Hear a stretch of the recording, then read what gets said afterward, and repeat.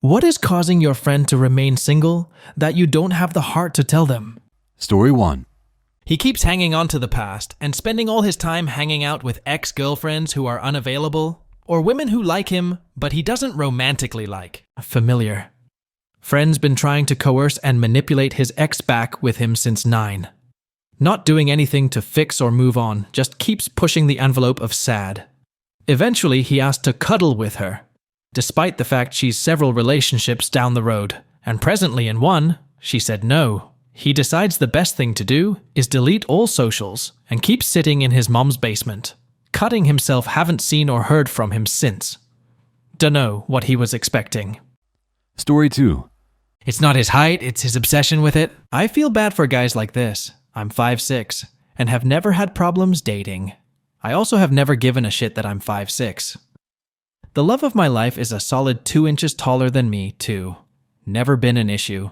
I see guys on Reddit bitching that women don't like them because they're only 5'8", but all I can think is maybe you just have a shit personality, bro. Like that guy that went viral for flipping out on women at a bagel shop, saying that women mocked him for being short. He's a great example of someone with a terminal case of little man syndrome.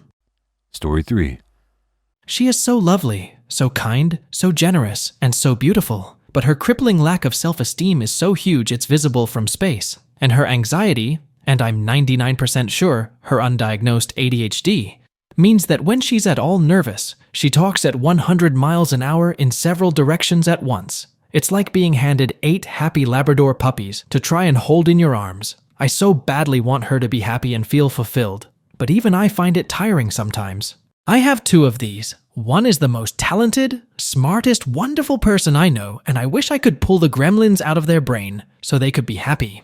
The other is self-fulfilling proficiency, ficking up their life. He's not unlovable or ugly or uncared for, but walking through the world expecting rejection at all turns and living in a fog of negativity is what makes him unattractive to be around.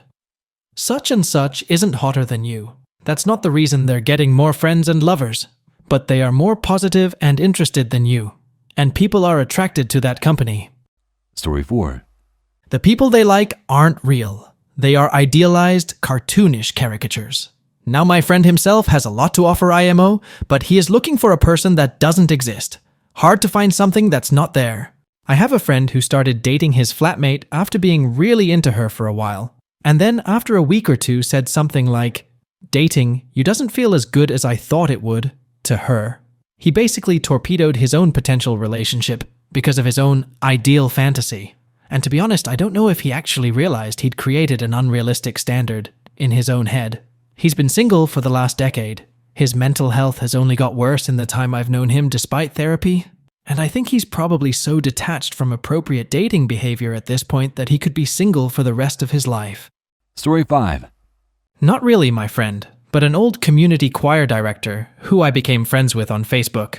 I noticed this about 10 years ago, and I don't know if anything's changed since then. His FB account has been silent for years. He was in his 40s and an attractive, charming, talented man in real life, but he only internet dated. And I don't think that was really the norm among his age group yet. His frequent social media posts were about 1/3 RD music stuff and 2/3 S complaints, mostly about dating. From what I could tell, it sounded like he got a good number of matches. They just never stuck around. He'd post articles that talked about the positives of internet dating, and then complain about how they were all wrong. Complain about specific women he'd dated, granted he wouldn't name names, his job, co-workers, you name it, he complained about it. So basically, he used Facebook like Reddit, except Facebook isn't anonymous, so you could easily match it to him. One thing he often complained about was women talking to him on eHarmony or whatever for a day or two, and then suddenly saying they didn't want to talk anymore, or just going radio silent. I have no proof of this, but I'd be willing to bet a lot of money that many of these women Googled him like you're supposed to when internet dating, found all of his bitching, and ran away. God knows I would if I came across that. Story 6. Desperation. From laughing way too hard at mediocre jokes to bringing up marriage on the first date, she reeks of it. We have all tried talking to her about it to no avail. The sad thing is that if she was just her regular, funny, smart, relaxed self, then men would be falling over themselves trying to get her number. Stating that you are dating to marry and making clear your goals regarding kids, career, etc. is good, but you have to phrase it so it's clear that you're talking about yourself and your own future and not assuming you will marry that person, etc. Saying, "My dream in life is to have a child-free marriage and travel the world," is okay. Saying, "When we get married," isn't. Story 7. Brother-in-law, not friend, but he makes the same jokes about poop and farts all the time. Like, constantly. Yes, some women like potty humor, but they usually also want it to be funny. He is also very negative, finds insult or something wrong with any situation. Story 8. He lies to himself about almost everything. He lives in fantasy land. He thinks he's in the gym 5 days a week, eats great, climbs mountains, goes camping, makes loads of money. Reality, pub 5 days a week, overeats like shite, went on one hike in January, can't hold a job and lives paycheck to paycheck. If you were to confront him with this reality, it wouldn't even get through to him. Story 9. Her standards are excessively too high. She brings nothing to a relationship. She's a walking contradiction, all of which is why she is single. I think it's great to have standards and high standards, but hers is just a checklist of wants. I saw the most profound advice about this situation once. There's a YouTube channel called Cinema Therapy. The therapist on the show once talked about a client in this situation. He told the client to imagine someone who checks all of these boxes actually existed. Now ask yourself, what would their list look like? Do you check all of those boxes? Story 10. She has a long way to go in therapy before she'll be able to maintain a healthy long-term relationship. If I did mention it, I'd be attacking her and gaslighting, so I'll let her work on her more pressing mental health issues for now. My wife was like this when I met her. Luckily, I helped her see it and told her, unless she took steps, I'll be gone. She's very attractive, I thought, out of league, but the last 20 guys bounced when they found she was borderline personality. She'd really get wild crazy, and her drinking always made it a lot worse.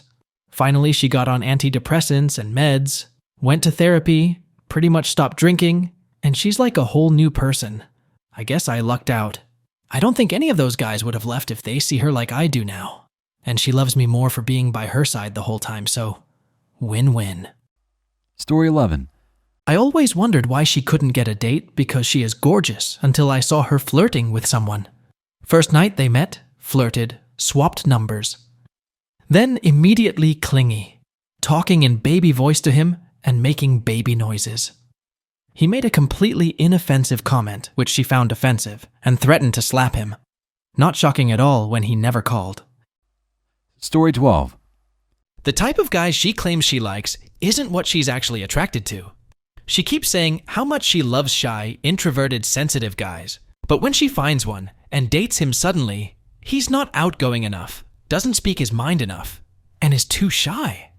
I kind of think she has this I can fix him syndrome, and doesn't really acknowledge it. Like, she's attracted to the idea of a typical shy guy, but thinks once they're in a relationship, they'll suddenly be more open and turn into the guy she actually wants. That's not how it works. My friend is like this with other friends. She endlessly talks about how she's so introverted and loves books and staying home, but she actually goes to the bar every night and goes clubbing every weekend. She meets people through Bumble BFF and then they stop talking to her within a few months because they're not compatible. But she doesn't get why because she truly thinks she's an introverted homebody. I mean, she's also like insane and immature and incredibly selfish. But this is one of the manifestations of that. We sincerely appreciate you taking the time to watch our YouTube video. If you find our content helpful and enjoyable, please click the subscribe button to stay updated on any new videos we share in the future. Thank you once again, and we hope to see you in our next upcoming videos.